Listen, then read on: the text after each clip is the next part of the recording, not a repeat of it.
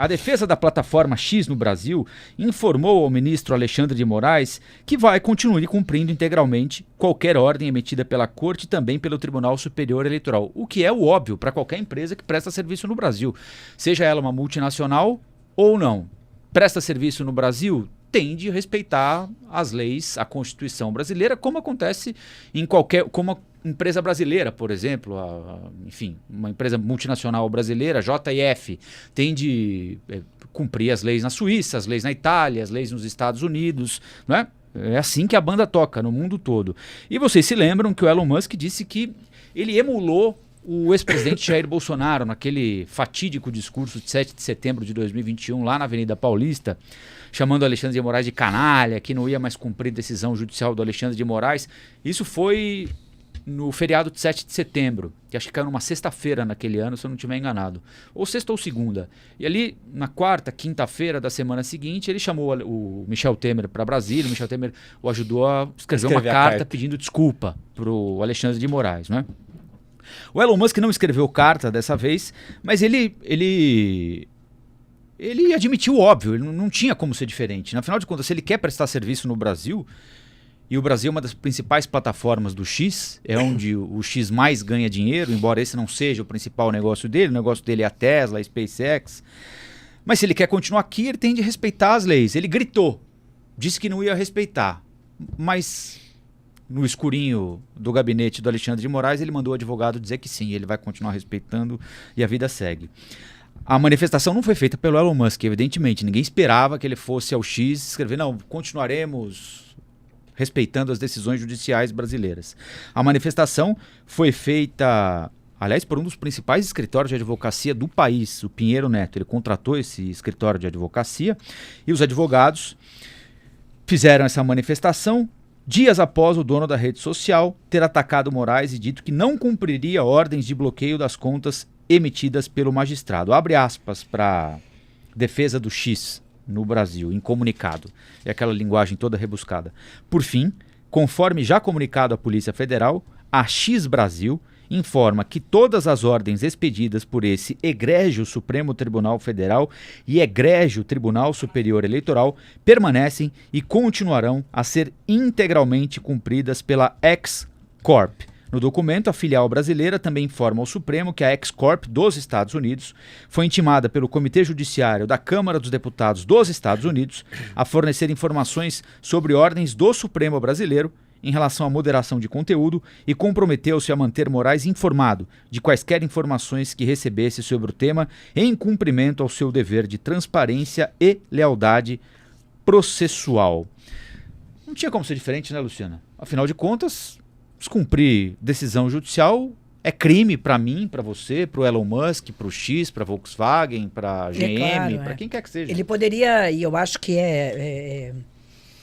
natural que queira questionar o fato de não deixar claro na plataforma por que uma conta está sendo derrubada. Isso pode ser conversado, isso pode ser discutido, agora jamais dizer que não vai cumprir uma ordem judicial. Claro, voltou atrás, nós vimos aí também a renúncia do presidente do X aqui no Brasil, né? Além disso, vimos também o governo federal retirando, cancelando os anúncios na plataforma, milhões de reais, e aí quando toca no bolso, a gente sabe que a conversa fica mais séria, né? E, obviamente, a ameaça maior de o X, desrespeitando a lei, simplesmente ser proibido de atuar aqui no Brasil.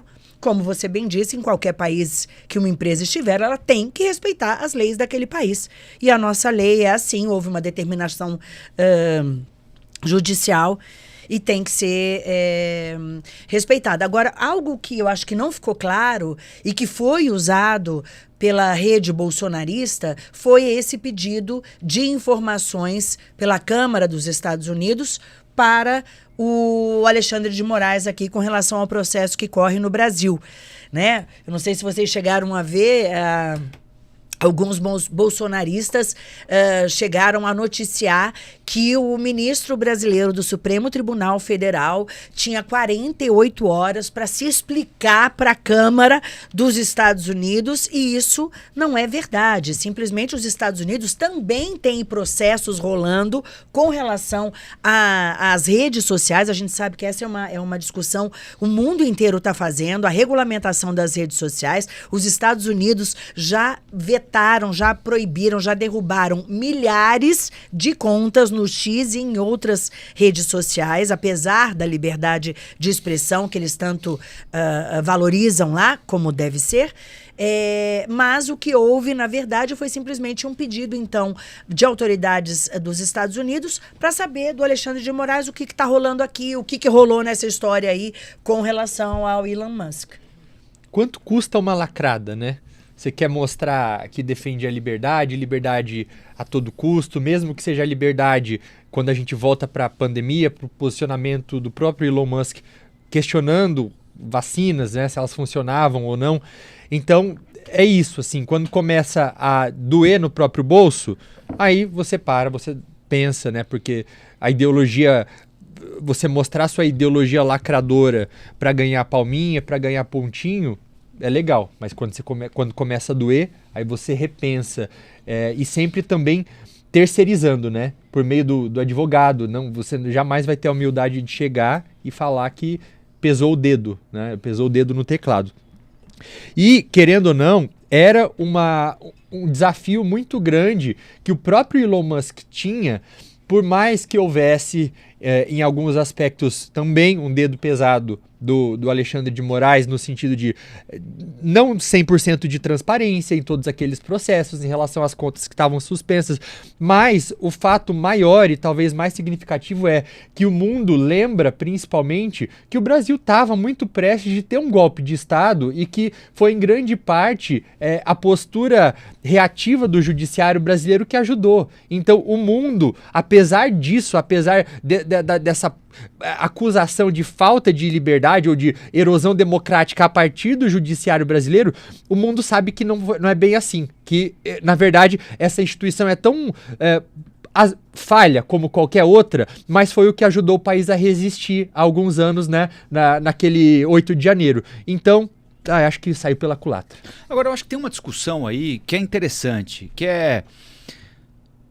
seria importante, eu não sei se vocês concordam, né? O gabinete do ministro Alexandre de Moraes mantém sob sigilo as contas e as razões pelas quais houve pedido de suspensão nas redes sociais, né? Tem algumas contas que são óbvias, né? Tem contas que são óbvias e os pedidos de banimento são igualmente óbvios. Mas até em nome da transparência, pelo que esse debate suscitou, não seria interessante o Supremo Tribunal Federal divulgar quais são as contas suspensas e qual é a métrica para suspender uma conta por 30 dias, 60 dias ou permanentemente? Para que isso não fique claro de uma vez por todas, para que não haja... É claro que sempre vai haver alguém dizendo, está censurado, impediu fulano. É o Supremo quem escolhe, quem determina a conta, ou o Supremo é provocado por alguém que chega, olha, essas contas aqui estão falando mal, Supremo, o que você vai fazer? Então tá bom, vai lá no caso agora, como o Alexandre de Moraes é o autor, por exemplo, no caso do Elon Musk, ele determinou a inclusão do Elon Musk no inquérito da milícia digital, né? Então, pelo fato de o caso estar no Supremo e de o Alexandre de Moraes ser o ministro relator da investigação, ele demanda, o gabinete dele demanda a suspensão de uma conta numa rede social, né? Não exclusivamente, mas passa por ele. Certo. Mas não seria interessante ele divulgar, por exemplo, olha, por que a conta da Luciana ficou suspensa 30 dias, a do Urian 60 e aí o Rafael foi banido até para como é que fala? Separar o joio do trigo, entendeu? Para que alguém fale assim, não, de fato, ele mandou suspender o cara que, enfim, defendeu degolar o ministro do Supremo em praça pública, o outro que insistentemente disse que a urna eletrônica não funciona, que a gente ia votar no número 1 e o voto ia para o número 2. E até como uma medida educativa, né? Para dizer, olha, isso pode, isso aqui não pode. Eu acho que ao fim disso tudo, eu pelo menos fiquei com essa sensação de que de fato falta um pouco de clareza para que as pessoas, inclusive, não tenham dúvidas a respeito do que está acontecendo. E se houver algum exagero, para que esse exagero seja contestado. Aquela famosa frase, você usar a verdade como arma. Não teria nada mais poderoso para desarmar qualquer argumento contrário ao que está sendo feito do que você expor realmente com muita transparência o que está acontecendo. Eu acho que, inclusive, as pessoas deveriam exigir mais publicamente também, não cair nessa armadilha que é uma polarização igual a gente viu na prática foi basicamente petista de um lado, bolsonarista do outro, de um assunto assim que na verdade envolve todo mundo. Então teria que ter transparência da mesma maneira como a gente exigia lá atrás que o Bolsonaro fosse transparente em relação ao sigilo da própria carteira de vacinação. Por que as mesmas pessoas que pediam isso, que eram, por exemplo, mais à esquerda, por que essas mesmas pessoas também não pedem transparência agora? E se não puder ter transparência por conta de algum processo que, de repente, vai atrapalhar na investigação ou algo do tipo, que seja justificado também, que até as próprias justificativas sobre por que não pode ser mostrado sejam dadas à população. Olá, aqui é o Rafael Colombo. Gostou do que acabou de assistir? Se inscreva no canal Cortes do Flow News para os melhores momentos. Quer acompanhar os nossos programas na íntegra? Então se inscreva no nosso canal oficial, Flow News.